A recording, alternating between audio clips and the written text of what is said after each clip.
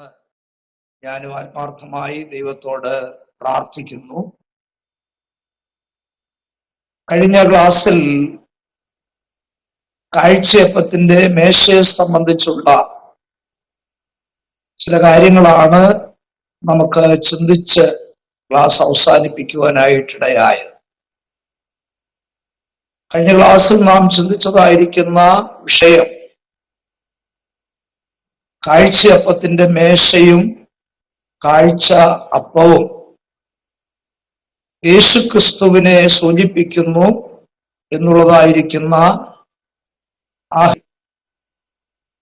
അതിന്റെ കാരണങ്ങൾ എന്തൊക്കെയാണെന്നാണ് നമുക്ക് ചിന്തിച്ച് കഴിഞ്ഞ ക്ലാസ് അവസാനിപ്പിക്കുവാനിടയായത്. ഇന്ന് നാം അതിനെ തുടർന്ന് അതിനോടുള്ള ബന്ധത്തിൽ തന്നെ കാഴ്ചയപ്പത്തിന്റെ മേശ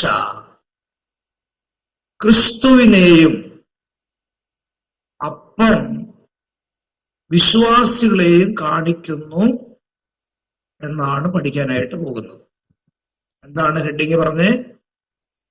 കാഴ്ചയപ്പത്തിന്റെ മേശ ക്രിസ്തുവിനെയും അതിൽ അടുക്കി വെച്ചിരിക്കുന്ന അപ്പം വിശ്വാസികളെയും കുറിക്കുന്നു എന്നാണ് ഇന്ന് നാം പ്രാരംഭമായി ചിന്തിക്കുവാൻ പോകുന്നത്. ആ ഹെഡിങ് വേണം നിങ്ങൾ എഴുതുവാൻ.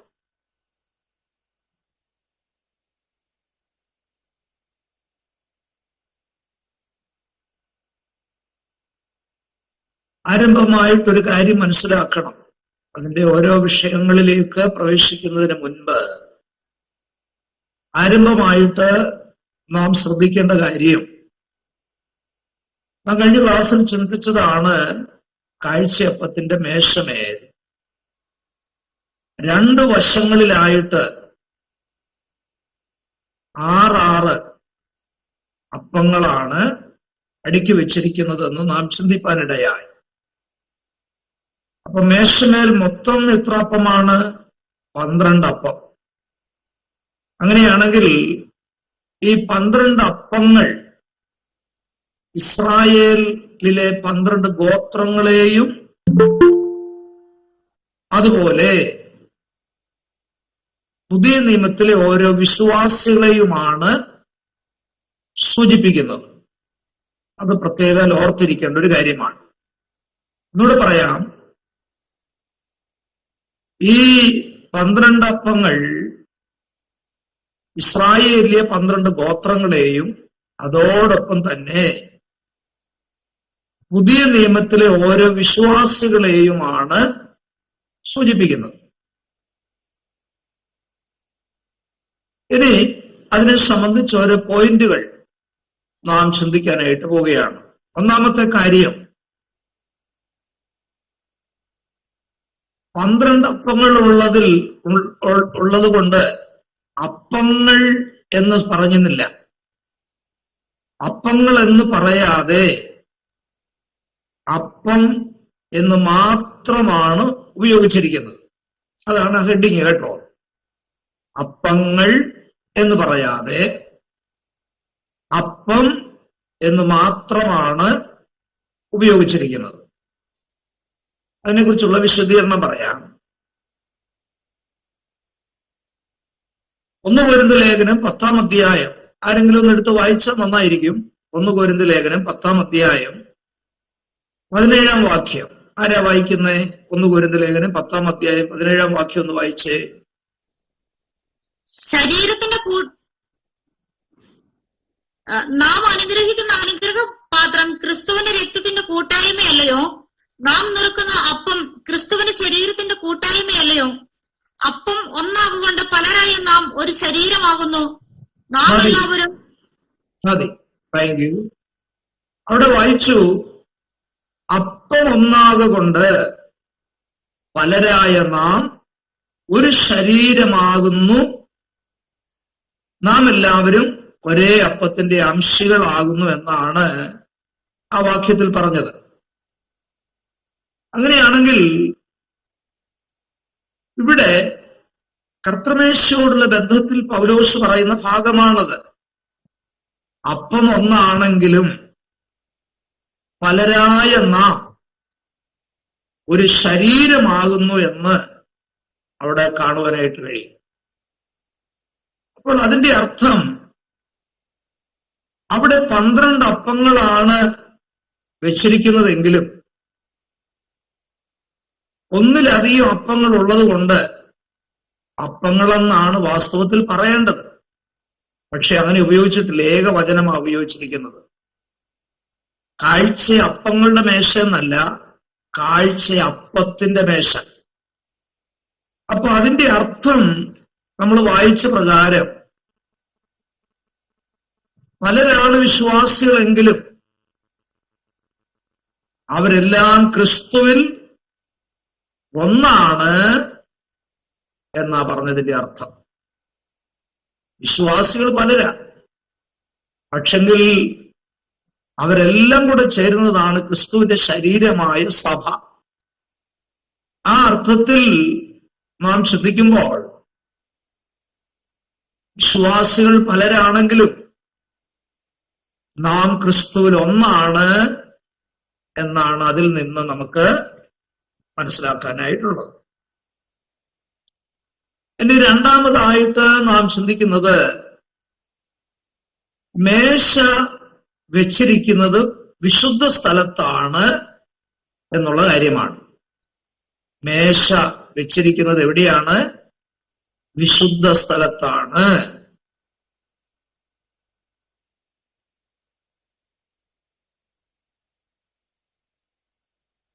അങ്ങനെ പറയുന്നതിന്റെ കാരണം നാം സഭയ്ക്കുള്ളിൽ അനുഷ്ഠിക്കുന്ന കർത്തൃമേശയോടുള്ള ബന്ധത്തിൽ നാം ചിന്തിച്ചാൽ കർത്താവിന്റെ മേശ അത് വിശുദ്ധന്മാർ ഒരുമിച്ച് സഭയ്ക്കുള്ളിൽ നാം അനുഷ്ഠിക്കേണ്ടതാണ്.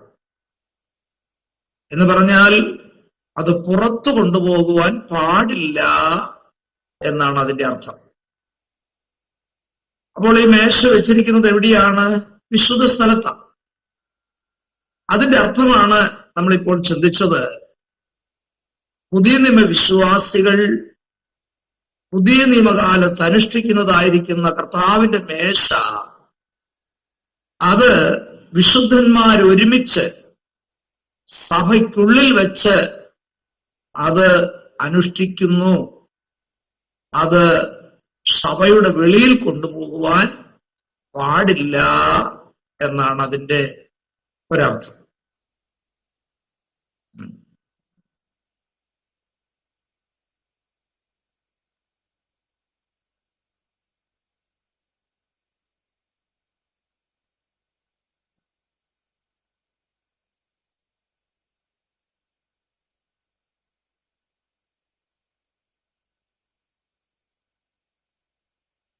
മൂന്നാമതായിട്ട് നമുക്ക് ചിന്തിക്കുവാനുള്ളത് ഈ അപ്പങ്ങൾ സമവലിപ്പമുള്ളതായിരുന്നു എന്നതാണ്. ഓരോ അപ്പവും പല വലിപ്പങ്ങളിലല്ല, 12 അപ്പവും സമവലിപ്പമുള്ളതായിരുന്നു. സമവലിപ്പം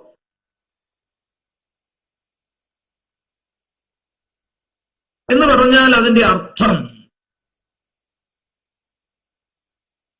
മാനുഷികമായിരിക്കുന്ന ദൃഷ്ടിയിൽ വിശ്വാസികളിൽ ഉയർച്ച താഴ്ചയൊക്കെ കാണാൻ കഴിയും. പല വിധത്തിൽ ഉയർച്ച താഴ്ചകളൊക്കെ കാണാൻ കഴിയും.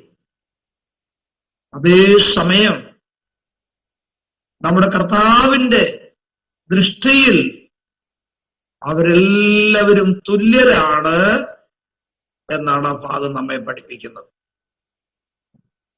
ഈ അപ്പങ്ങളെല്ലാം സമവലിപ്പമായിരുന്നു എന്ന് പറയാൻ കാരണം എന്താണ്? വിശ്വാസികൾ എല്ലാവരും ദൈവദൃഷ്ടിയിൽ എങ്ങനെയുള്ളവരാണ്? തുല്യരാണ് എന്ന് പറഞ്ഞാൽ ദൈവത്തിന് നമ്മോട് മുഖപക്ഷമില്ല. എല്ലാവരും തുല്യരായിട്ടാണ് നമ്മുടെ ദൈവം കണ്ടിരിക്കുന്നത്. നമുക്കറിയാം, ശമൂവേൽ പ്രവാചകനോട്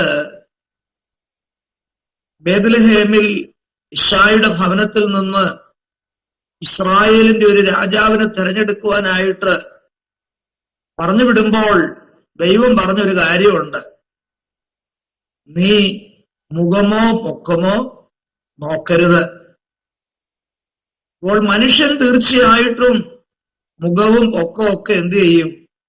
നോക്കും, അല്ലേ? നീളം ഉള്ള ആളാണോ, വണ്ണമുള്ള ആളാണോ, ഇങ്ങനെയൊക്കെ പല ചിന്തയോട് ശ്രദ്ധിച്ചെന്ന് വരാം.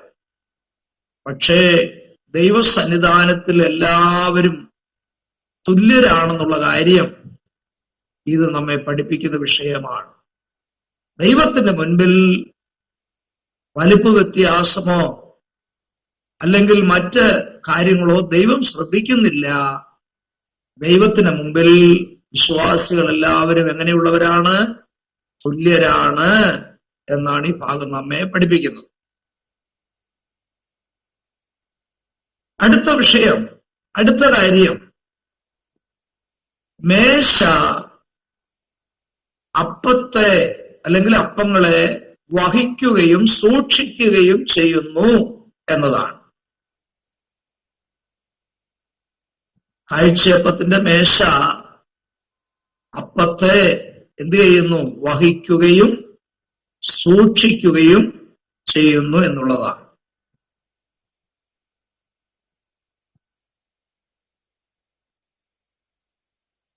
എന്താ അങ്ങനെ പറയാൻ കാരണം? നമ്മൾ കഴിഞ്ഞ ക്ലാസ്സിൽ ചിന്തിച്ചതാ. ത്തിന്റെ വെയിറ്റ് എത്ര? 2 ഇടങ്ങഴി. കേൾക്കാൻ പറ്റുന്നില്ലല്ലോ, വിട്ടുവിട്ടാ കേൾക്കുന്നത്.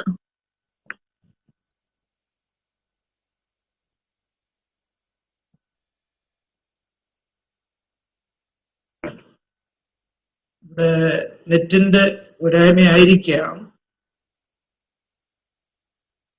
കേൾക്കുന്നുണ്ടോ? ഇവിടെ കുഴപ്പമില്ല. ആ,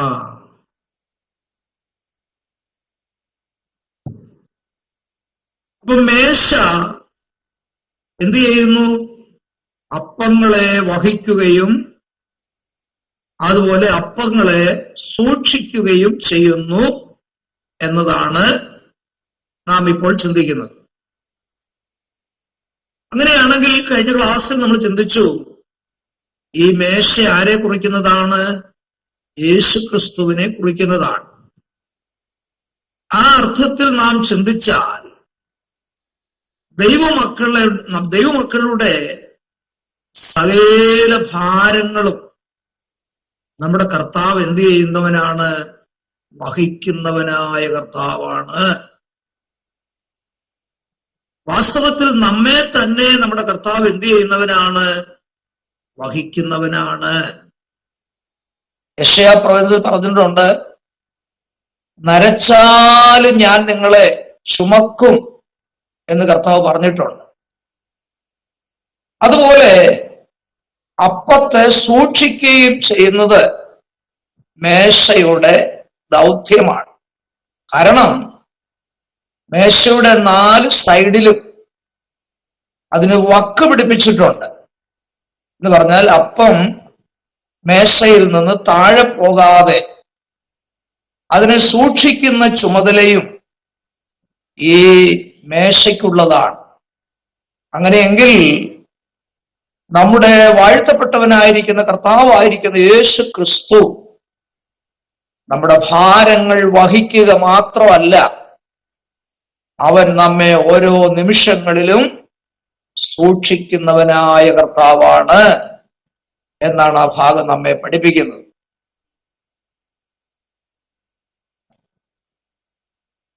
നമ്മൾ തന്നെ നമ്മളെ സൂക്ഷിക്കുന്നുണ്ടെങ്കിലും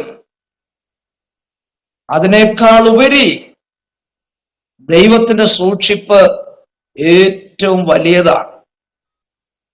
കണ്ണിന്റെ കൃഷ്ണമണി പോലെ കർത്താവ് നമ്മെ ഓരോ ദിവസങ്ങളിലും എന്ത് ചെയ്യുന്നുണ്ട്? സൂക്ഷിക്കുന്ന കർത്താവാണ് എന്നാണ് ആ ഭാഗത്ത് നിന്ന് നമുക്ക് ഗ്രഹിപ്പാനായിട്ടുള്ളത്.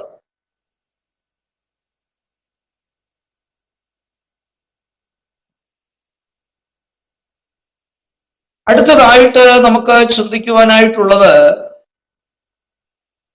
അപ്പങ്ങൾ തമ്മിൽ തമ്മിൽ ചേർന്നിരുന്നു എന്നതാണ്.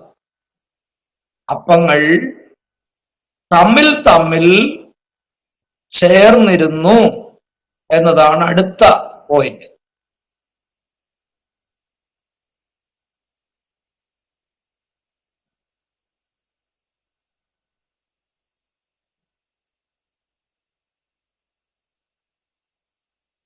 എന്ന് പറഞ്ഞാൽ അതിന്റെ അർത്ഥം എന്താണ്? മേശമേൽ വെച്ചിരിക്കുന്നതായിരിക്കുന്ന ഈ അപ്പം ഒന്നിനു മീതെ മറ്റൊന്ന് വയ്ക്കപ്പെട്ടിരിക്കുമ്പോൾ അത് ചേർന്നിരുന്ന ഒരു അനുഭവമാണ് നമുക്കവിടെ കാണാൻ കഴിയുന്നത്. അത് വിശ്വാസികൾ തമ്മിൽ സ്നേഹത്തിലും ഐക്യതയിലും ഒന്നായിരിക്കണം എന്നതിനെയാണ് സൂചിപ്പിക്കുന്നത്. എന്ന് പറഞ്ഞാൽ വിശ്വാസികളുടെ ഇടയിൽ ഭിന്നതയോ ഇടർച്ചയോ പിണക്കമോ ഒന്നും വരാൻ പാടില്ല. വിശ്വാസികൾ തമ്മിൽ ഐക്യമുള്ളവരായിരിക്കണം, സ്നേഹമുള്ളവരായിരിക്കണം. അതുമാത്രമല്ല, ക്രിസ്തുവിനോടുള്ള കൂട്ടായ്മയിലും നമ്മൾ ആ കൂട്ടായ്മ പാലിക്കേണ്ടതും വളരെ അത്യാവശ്യമാണ്. നമ്മുടെ കർത്താവുമായിട്ടൊരു കൂട്ടായ്മ നമുക്കുണ്ട്. ആ കൂട്ടായ്മ ഉള്ളതുപോലെ തന്നെ വിശ്വാസികൾ തമ്മിലും എന്തുണ്ടായിരിക്കണം? ആ കൂട്ടായ്മ ബന്ധവും സ്നേഹവും ഉണ്ടായിരിക്കണമെന്നുള്ളതാണ് അപ്പങ്ങൾ തമ്മിൽ ചേർന്നിരുന്നു എന്ന് പറയാൻ കാരണം.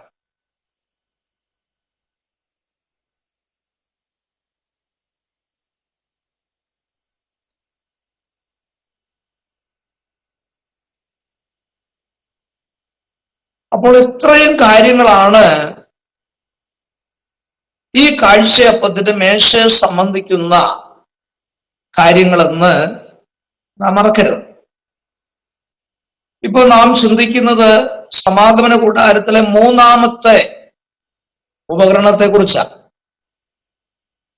കഴിഞ്ഞ ക്ലാസ്സുകളിൽ പ്രാകാരത്തിൽ വെച്ചിരുന്നതായ യാഗപീഠത്തെക്കുറിച്ചും അതിനോട് ചേർത്ത് വെച്ചിരുന്ന താമ്രത്തൊട്ടിയെക്കുറിച്ചും നാം ചിന്തിച്ചു കഴിഞ്ഞ് സമാഗമന കൂടാരത്തിന്റെ രണ്ടാം ഭാഗമായിരിക്കുന്ന വിശുദ്ധ സ്ഥലത്ത് വെച്ചിരിക്കുന്ന ഉപകരണമായ കാഴ്ചയപ്പത്തിന്റെ മേശയെ സംബന്ധിച്ചാണ് നാം ഇപ്പോൾ ചിന്തിച്ചു കഴിഞ്ഞത്. ഞാൻ ചോദിക്കട്ടെ, സമാഗമന കൂടാരത്തിന്റെ രണ്ടാം ഭാഗമായിരിക്കുന്ന വിശുദ്ധ സ്ഥലത്ത് മൊത്തം എത്ര ഉപകരണങ്ങളാണ്? 3 ഉപകരണങ്ങളാണ്. അതിലൊന്നാണ് കാഴ്ചയപ്പത്തിന്റെ മേശ. ഇനിയുള്ള 2 ഉപകരണങ്ങൾ ഏതൊക്കെയാണ്? മറ്റൊന്ന് നിലവിളക്കാണ്. മൂന്നാമത്തെ ഉപകരണം ധൂപപീഠമാണ്. അങ്ങനെയാണെങ്കിൽ നമുക്ക് വിശുദ്ധ സ്ഥലത്ത് വെച്ചിരിക്കുന്നതായ രണ്ടാമത്തെ ഉപകരണമായ നിലവിളക്കിനെ സംബന്ധിച്ചാണ് തുടർന്ന് പഠിക്കുവാനായിട്ട് പോകുന്നത്. അതാണ് ഹെഡിങ് എഴുതേണ്ടത്. നിലവിളക്ക്. നിലവിളക്ക്.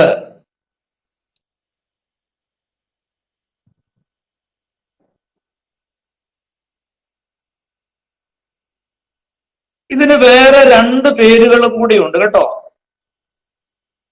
അപ്പൊ നമ്മള് എഴുതിയത് നിലവിളക്കാണ്. എന്നാൽ മറ്റൊരു പേര് കവരവിളക്ക് എന്ന് പറയും. കവരവിളക്ക്.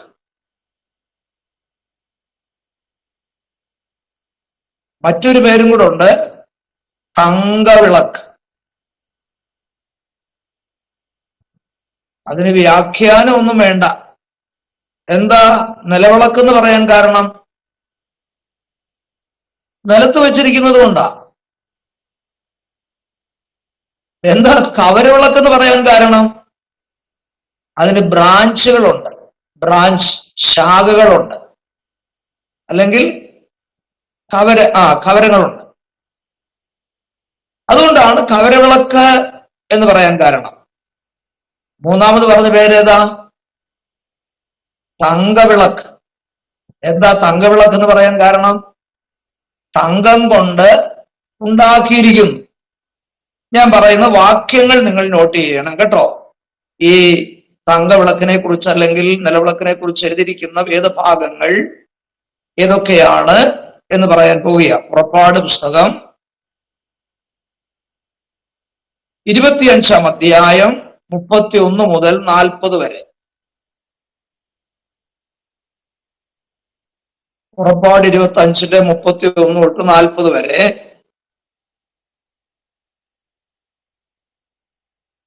മുപ്പത്തിയേഴിന്റെ 17 മുതൽ 24 വരെ. 37 17 മുതൽ 24 വരെ.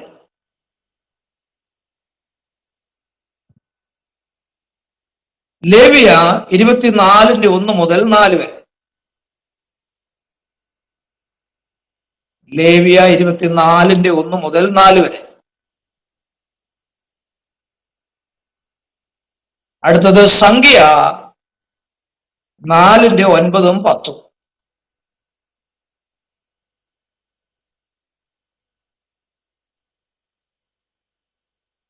ഈ നിലവിളക്കിനെ കുറിച്ച് ഞാൻ ഒരു ചെറിയ വിശദീകരണം പറയാം. അത് നിങ്ങളുടെ ഭാഷയിൽ അത് ഷോർട്ടായിട്ട് നിങ്ങൾ നോട്ട് ചെയ്തെടുത്താൽ നന്നായിരിക്കും. ഇതിനെക്കുറിച്ചുള്ള ഒരു വിവരണം പറയാൻ പോവുകയാണ്. സമാഗമന കൂടാരത്തിന്റെ 2ാം ഭാഗമായിരിക്കുന്ന വിശുദ്ധ സ്ഥലത്ത്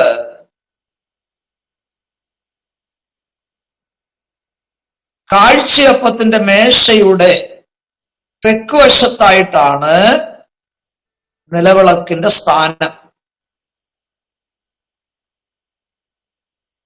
ഒരു കാര്യമുണ്ട്, ഇസ്രായേൽ മക്കൾ മരുഭൂമിയിൽ പല സ്ഥലങ്ങളിലാണ് കൂടാരം അടിച്ച് താമസിച്ചത്. ഇന്ന് ഒരു സ്ഥലത്താണെങ്കിൽ ചിലപ്പം അടുത്ത മാസം മറ്റൊരു സ്ഥലത്തായിരിക്കും. പക്ഷേ ഈ വ്യവസ്ഥ മാറ്റാൻ പാടില്ല. വിശുദ്ധ സ്ഥലത്ത് മേശ വെച്ചിരിക്കുന്നതിന്റെ തെക്കുവശത്തായിട്ട് തന്നെ വേണം ഏത് വെക്കാൻ? നിലവിളക്ക് വെക്കാൻ. ഇത് 1 താലന്ത് തങ്കം കൊണ്ട് നിർമ്മിച്ച ഒരു ഉപകരണമാണ്. ഇതിനകത്ത് ഖദിരമരം ഒന്നും ചേർന്നിട്ടില്ല. തികച്ചും എന്തുകൊണ്ടുണ്ടാക്കിയതാണ്? തങ്കം കൊണ്ട്, സ്വർണം കൊണ്ടുണ്ടാക്കിയതായ ഒരു ഉപകരണമായിരുന്നു.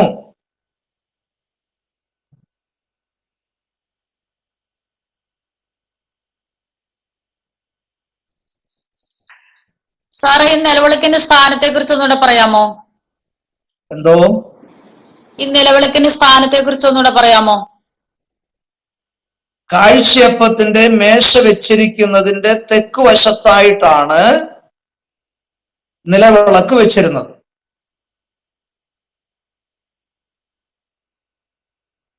ഒരു താലന്ത് തങ്കം കൊണ്ടാണ് ഈ നിലവിളക്ക് നിർമ്മിച്ചിരുന്നത്.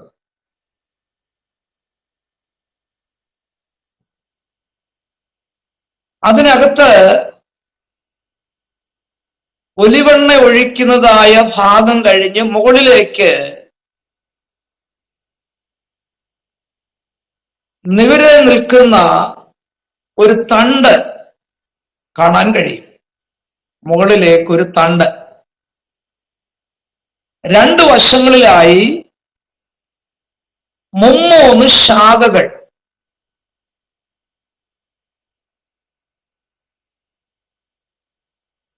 അടിപ്പ് പണിയായിട്ട് ഇത് നിർമ്മിച്ചിരുന്നു. മനസ്സിലായോ? അടിപ്പ് പണി എന്ന് പറഞ്ഞ എന്തോ അർത്ഥം? വെൽഡ് ചെയ്ത് ചേർത്തിട്ടൊന്നുമില്ല. അത് തീക്കകത്ത് വെച്ച് പഴുപ്പിച്ച് അത് മുഴുവനും ആ 1 താലന്ത് തങ്കം കൊണ്ട് അത് അടിച്ചടിച്ച് യാതൊരു ചേർപ്പും കൂടാതെ അതൊന്നായി നിർമ്മിച്ചെടുത്തതായതുകൊണ്ടാണ് അത് അടിപ്പുപണിയാണ് എന്ന് പറയാൻ കാരണം.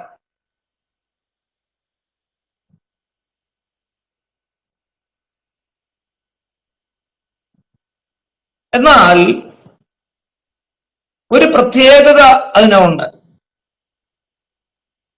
ഓരോ തണ്ടിലും വശങ്ങളിലേക്കുള്ളതായിരിക്കുന്ന 3 ശാഖകളിലും, മൊത്തം എത്ര ശാഖയാണ്? 2 വശങ്ങളിലും 3 ശാഖയും പിന്നെ നടുവിലത്തെ തണ്ടും. ഇങ്ങനെ 7 തണ്ടിന്മേലാണ് വിളക്കിന് തിരിയിട്ട് ഇത് കത്തിക്കേണ്ടത്. അപ്പോൾ നടുവിൽ ഒരു തണ്ട്, 2 വശങ്ങളിലും 3 ശാഖ. അപ്പം 3 ശാഖകളാകുമ്പോൾ അത് 6 എണ്ണമായി. പിന്നെ നടുവിലത്തെ തണ്ട്. അങ്ങനെ 7 ദീപങ്ങളാണ് ഇതിനകത്ത് തിരിയിട്ട് ഒലിവെണ്ണ ഒഴിച്ച് അത് കത്തിക്കേണ്ടിയിരുന്നത്. എന്നാൽ ഒരു പ്രത്യേകത ഓർക്കണം. 3 ശാഖകൾ 2 വശങ്ങളിലേക്കും പോകുമ്പോൾ ഓരോ ശാഖകളിലും 3 പ്രത്യേക ഭാഗങ്ങളുണ്ട്. ഓരോ തണ്ടിനും വശങ്ങളിലേക്കുള്ളതായിരിക്കുന്ന ഓരോ ശാഖയിലും 3 പ്രത്യേക ഭാഗങ്ങളുണ്ട്. അതെന്തൊക്കെയാന്ന് പറയാം. ഒന്ന് പുഷ്പപുടം. വാസ്തവത്തിൽ അതൊക്കെ ചാർട്ടിൽ കാണിച്ചു പറയേണ്ട കാര്യങ്ങളാണ്. പക്ഷേ അതിനുള്ള ഒരു സാധ്യത ഇല്ലാത്തത് കൊണ്ട് നിങ്ങൾക്ക് മനസ്സിലാകത്തക്ക രീതിയിൽ കഴിവതും ഞാനത് എടുത്തു പറയുക. ഓരോ ശാഖയിലും 3 പ്രത്യേക ഭാഗങ്ങളുണ്ട്. ഒന്ന് പുഷ്പപുടം, 2 മുട്ടുകൾ,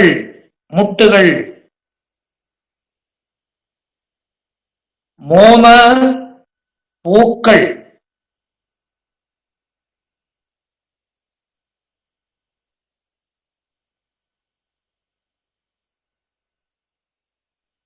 അടുത്ത കാര്യം, അതിന്റെ വിശദീകരണത്തിൽ തന്നെയുള്ള അടുത്ത കാര്യം, ഇടിച്ചെടുത്ത് തെളിയിച്ച ഒലിവെണ്ണയാണ് ഈ വിളക്കിനകത്ത് ഒഴിച്ചു കൊടുക്കേണ്ടത്. അതിന്റെ തീയിലേക്ക് ഇടാനിടയായി. തീയിലിട്ട് പഴുപ്പിച്ച് പല പ്രാവശ്യം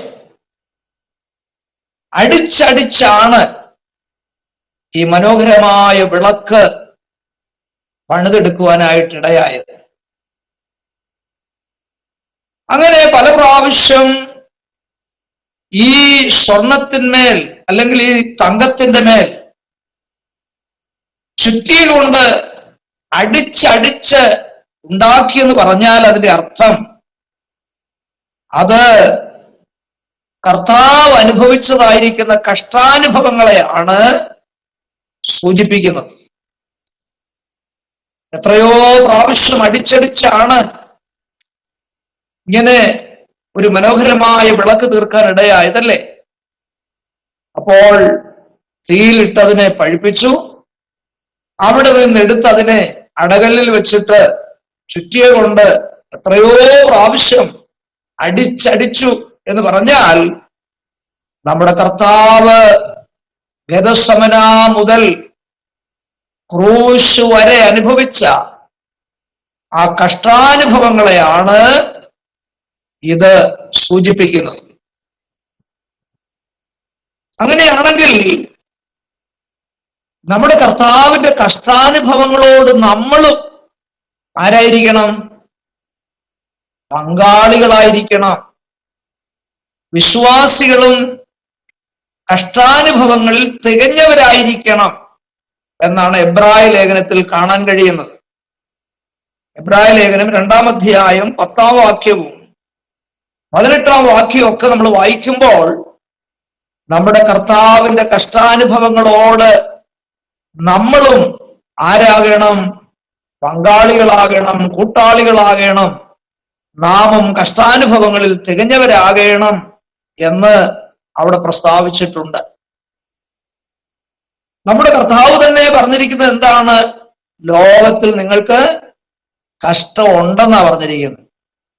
കഷ്ടം ഇല്ലെന്നല്ല പറഞ്ഞത്, കഷ്ടം ഉണ്ട്. നമ്മുടെ കഴിഞ്ഞകാല ജീവിതത്തിലേക്ക് തിരിഞ്ഞു നോക്കിയാൽ എത്രയോ കഷ്ടങ്ങൾ നമ്മുടെ ജീവിതത്തിൽ വന്നിട്ടുണ്ടല്ലേ. അത് നമ്മുടെ കർത്താവ് അനുഭവിച്ച കഷ്ടങ്ങളുമായിട്ട് തട്ടിച്ചു നോക്കിയാൽ അത് ഏതുമില്ല എന്ന് നമ്മൾ മനസ്സിലാക്കാൻ കഴിയും. അതുകൊണ്ട് കഷ്ടങ്ങൾ സഹിക്കുവാനും ദൈവം നമുക്ക് വരം തന്നിരിക്കുകയാണ്. അതിന് ദൈവം നമ്മെ നിയമിച്ചിരിക്കുകയാണ്. അതുകൊണ്ട് ജീവിതത്തിൽ കഷ്ടങ്ങൾ വരും, നമ്മൾ ഭാരപ്പെടുവാനായിട്ടിടയാകരുത് എന്നുള്ള അർത്ഥത്തിലാണ് ഈ നിലവിളക്ക് അടിപ്പ് പണിയായിരുന്നു എന്ന് പറയാൻ കാരണം.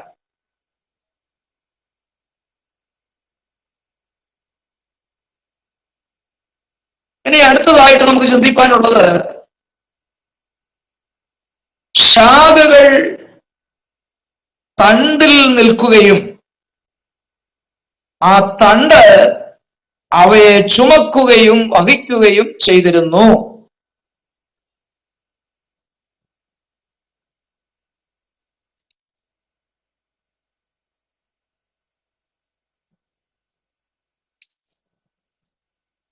അപ്പോൾ നടുവിലത്തെ തണ്ടാണ് ഇരുവശങ്ങളിലുള്ളതായിരിക്കുന്ന ശാഖകളെ എന്ത് ചെയ്തിരുന്നത്? വഹിച്ചിരുന്നത്. ആ തണ്ടിൽ നിന്നാണ് അത് പുറപ്പെടുന്നത് എന്ന് നമ്മൾ നേരത്തെ ചിന്തിച്ചതാ. അങ്ങനെയാണെങ്കിൽ എന്തായിരിക്കാം അതിന്റെ അർത്ഥം? നമ്മുടെ കർത്താവായ യേശു ക്രിസ്തു ഓരോ ദൈവ പൈതലിനെയും അവൻ വഹിക്കുന്നവനാണ് എന്ന കാര്യമാണ് അതിൽ നിന്ന് നമുക്ക് ഗ്രഹിക്കുവാനായിട്ടുള്ളത്. യെശയ്യാവ് 46-ന്റെ 4-ാം വാക്യം എഴുതിക്കൊള്ളണം. നമ്മുടെ കർത്താവിന്റെ ചുമലിൽ മേൽ കർത്താവ് നമ്മെ വഹിക്കുന്ന കർത്താവാണ് എന്നാണ് അതിൽ നിന്ന് നമുക്ക് ഗ്രഹിക്കാനായിട്ട് സാധിക്കുന്നത്.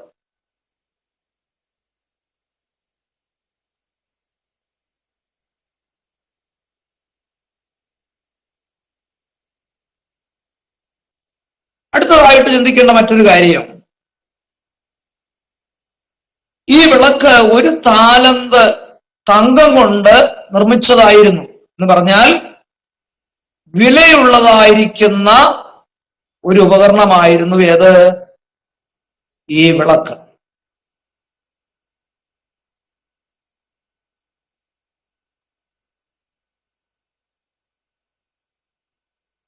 നമുക്കറിയാം, മനുഷ്യ ദൃഷ്ടിയിൽ തങ്കം അഥവാ സ്വർണം വളരെ വിലപ്പെട്ടതാണല്ലേ. അങ്ങനെയാണെങ്കിൽ ദൈവസന്നിധിയിലായിരിക്കുന്ന വിശ്വാസികൾ, എല്ലാ വിശുദ്ധന്മാരും ദൈവത്തിന് വിലയേറിയവരാണ് എന്നാണ് ഈ ഭാഗം നമ്മെ ഓർപ്പിക്കുന്നത്. നാം ദൈവത്തിന് ആരാണ്? വിലപ്പെട്ടവരാണ്. കർത്താവ് തന്നെ വചനത്തിൽ പറയുന്ന, പൗലോസ് തന്നെ പറയുന്നത്, നിങ്ങളെ വിലയ്ക്ക് വാങ്ങിച്ചിരിക്കുക, നിങ്ങൾ ഇനി താങ്കൾക്കുള്ളവരല്ല. അതാണ് കൊരിന്ത ലേഖനത്തിൽ പൗലോസ് പറഞ്ഞിരിക്കുന്നത്. എന്ന് പറഞ്ഞാൽ നാം വിലപ്പെട്ടവരാണ് എന്നാണ് അതിന്റെ അർത്ഥം.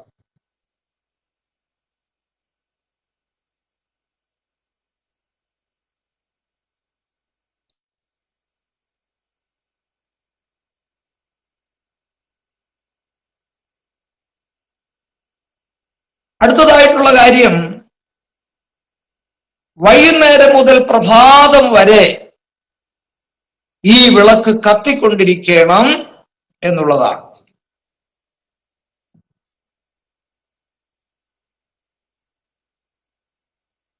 എന്ന് പറഞ്ഞാൽ ഇരുട്ടുള്ളപ്പോഴാണല്ലോ ഈ വിളക്കിന്റെ ആവശ്യം, അല്ലെ? പകൽ വിളക്കിന്റെ ആവശ്യമില്ല. വൈകുന്നേരം മുതൽ പ്രഭാതം വരെയാണ് ഇരുട്ടുള്ള സമയം. ആ സമയത്താണ് ഈ വിളക്ക് കത്തിക്കൊണ്ടിരിക്കേണ്ടത്.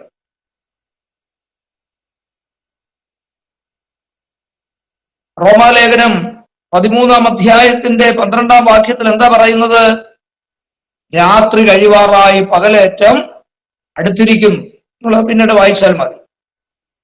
അങ്ങനെയാണെങ്കിൽ അന്ധകാരത്തിൽ കിടക്കുന്നതായിരിക്കുന്ന ഈ ലോകത്തിന് ദൈവമക്കള് കൂടിച്ചേർന്ന സഭയിൽ നിന്നാണ് എന്ത് ചെയ്യേണ്ടത്? പ്രകാശം കൊടുക്കേണ്ടത് എന്നാണ് ഈ ഭാഗം നമ്മെ ഓർപ്പിക്കുന്നത്. നമ്മെ ആക്കിയിരിക്കുന്ന ജോലി മണ്ഡലങ്ങളിൽ പഠിക്കുന്ന കുഞ്ഞുങ്ങൾ പഠിക്കുന്ന കോളേജുകളിൽ എന്ന് വേണ്ട, നമ്മുടെ ഭവനത്തിൽ, സഭയിൽ, എല്ലായിടങ്ങളിലും നാം മറ്റുള്ളവർക്ക് പ്രകാശം കൊടുക്കുവാനായിട്ടാണ് ദൈവം നമ്മെ ഏൽപ്പിച്ചിരിക്കുന്നത്. ലോകം അന്ധകാര നിബിഡീകൃതമാണ്. ഈ പ്രകാശം ജ്വലിക്കുമ്പോഴാണ് അന്ധകാരത്തിൽ നിന്ന് അനേക പ്രാണികൾ ഈ വെളിച്ചത്തിലേക്ക് കടന്നു വരേണ്ടത് എന്നുള്ള കാര്യം ഓർത്തിരിക്കണം. അടുത്ത മറ്റൊരു കാര്യം, വിളക്കിൽ തെളിവുള്ള ഒലിവെണ്ണയാണ് ഉപയോഗിച്ചിരുന്നത്.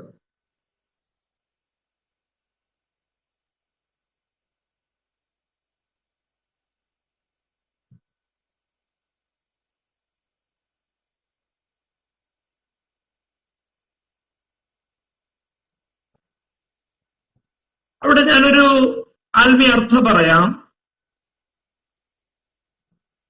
ഈ തെളിവുള്ള ഒലിവെണ്ണ പരിശുദ്ധാത്മാവിന് നിഴലാണ്. അങ്ങനെയാണെങ്കിൽ പരിശുദ്ധാത്മാവിന്റെ നിറവുണ്ടെങ്കിൽ മാത്രമേ വിശ്വാസികൾക്ക് എന്ത് ചെയ്യാൻ കഴിയത്തുള്ളൂ? വിളക്ക് പോലെ പ്രകാശിക്കാനായിട്ട് കഴിയത്തുള്ളൂ. അപ്പൊ ഒലിവ് കായ് ആ മരത്തിൽ നിന്ന് പറിച്ചെടുത്ത ശേഷം അതിനെ നന്നായി ഇടിച്ച് അതിൽ നിന്ന് വരുന്ന എണ്ണ കീടം മാറ്റി തെളിച്ചെടുത്ത് വേണം ഈ വിളക്കിനകത്ത് ഒഴിക്കേണ്ടത്. അതിൻ്റെ ഒരു ആത്മീയ അർത്ഥം നാം ചിന്തിച്ചാൽ, നമ്മുടെ വാഴ്ത്തപ്പെട്ടവനായിരിക്കുന്ന കർത്താവായ യേശു ക്രിസ്തു ഗെത്സമന മുതൽ ക്രൂശീകരണം, തന്റെ മരണം വരെ ഒലിവുകാൽ ചതയ്ക്കപ്പെടുന്നത് പോലെ നമ്മുടെ കർത്താവിന്റെ ശരീരം എന്ത് ചെയ്തു? ശത്രുക്കളാൽ ചതയ്ക്കപ്പെടുവാനായിട്ടിടയായി. ക്രൂശിൽ മരിച്ച യേശുവിനെ അരിമത്യാക്കാരനായിരിക്കുന്ന യോസഫിന്റെ കല്ലറയിൽ അടക്കം ചെയ്ത ശേഷം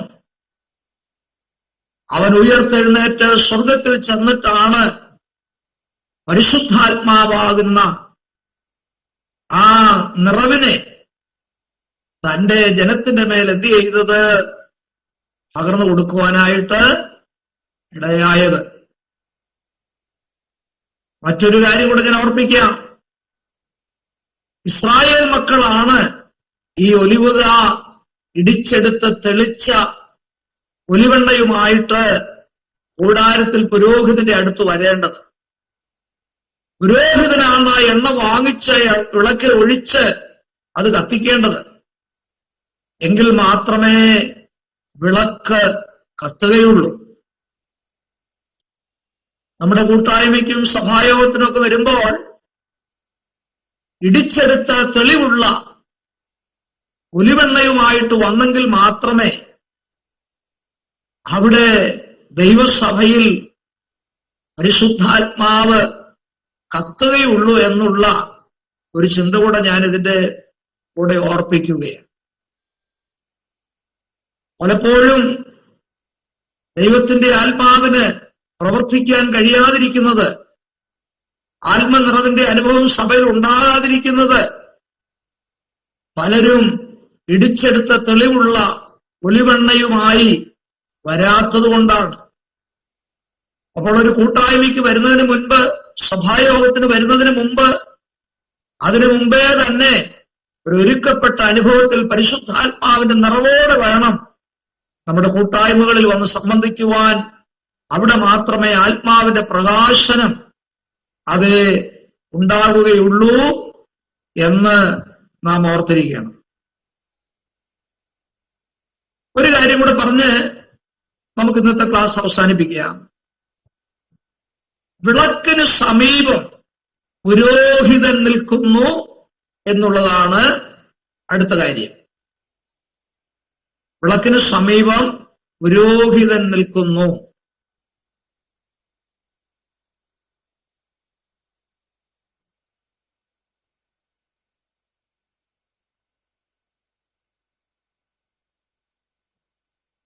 ഈ പുരോഹിതൻ വിളക്കിന്റെ സമീപം ഉണ്ടെന്ന് പറയാൻ എന്താ കാരണം? ഈ പുരോഹിതൻ വേണം എണ്ണ അതിനകത്ത് ഒഴിക്കാൻ. എണ്ണയില്ലെങ്കിൽ വിളക്ക് കത്തുവോ? ഇല്ല. അപ്പൊ പുരോഹിതൻ അതിന്റെ അടുത്ത് തന്നെ നിൽക്കണം. മറ്റൊരു കാര്യം, നമുക്കൊക്കെ ഇലക്ട്രിസിറ്റി ലഭിക്കുന്നതിന് മുൻപ് നമ്മുടെ ഭവനങ്ങളിലൊക്കെ വിളക്കായിരുന്നല്ലോ, അല്ലേ? അതിനകത്ത് സന്ധ്യയാകുമ്പോ തന്നെ നല്ല തിരിയിട്ട് പഴയ തിരിയെല്ലാം മാറ്റി, അല്ലെങ്കിൽ അതിന്റെ കരിന്തിരി ഉണ്ടെങ്കിൽ അത് കണ്ടിച്ചു കളഞ്ഞ് ഒക്കെയാണ് നമ്മൾ വിളക്ക് ഉപയോഗിച്ചുകൊണ്ടിരുന്നത്. ഇപ്പോഴും പല വീടുകളിലും കാണും. കാരണം കരണ്ട് പോകുമ്പോൾ കത്തിക്കാൻ വേണ്ടി പലയിടത്തും ഇന്നും ഉപയോഗിക്കാറുണ്ട്. അപ്പൊ കരിന്തിരി മുറിച്ചു കളയുന്നതും അതിനകത്ത് എണ്ണ ഒഴിക്കുന്നതും ഒക്കെ ആരുടെ ശുശ്രൂഷയാണ്? പുരോഹിതന്റെ ശുശ്രൂഷയാണ്. അങ്ങനെയാണെങ്കിൽ നമ്മുടെ പുരോഹിതനായിരിക്കുന്ന നമ്മുടെ കർത്താവ് തന്നെ ഈ നിലവിളക്കുകളുടെ അടുക്കൽ തന്നെ ഉണ്ട്